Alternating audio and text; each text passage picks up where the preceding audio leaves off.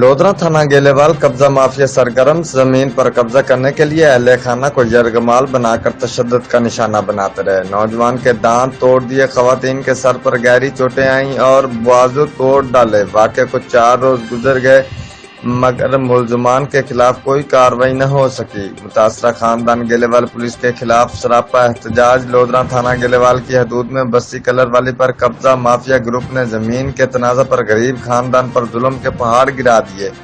اہل خانہ کو یرغمال بنا کر گھر میں تشدد کرتے رہے ملزمان نے نوجوان شہاد کے دانت توڑ ڈالے اور خواتین کے سر پر گہری چوٹیں اور بازو توڑ دیے، جبکہ زمین کا قبضہ اور ملکیت بھی متاثرہ خاندان کے نام ہے۔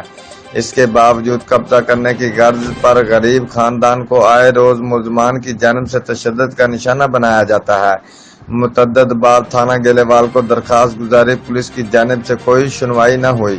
متاثرہ خاندان انصاف کے لیے در بدر کی ٹھوکریں کھانے پر مجبور ہے۔ متاثرہ خاندان کا کہنا ہے ملزمان با اثر ہیں اور سیاسی پشت پناہی حاصل ہے، جس کی وجہ سے گیلےوال پولیس کارروائی کرنے سے گریزیں ہیں، جبکہ پولیس کی جانب سے کہنا ہے ملزمان کے خلاف میرٹ کی بنیاد پر کارروائی کی جا رہی ہے۔ رپورٹ کیمرہ ٹیم کے ہمراہ عمر فاروق، نمائندہ جیو ایکسپریس نیوز گیلےوال۔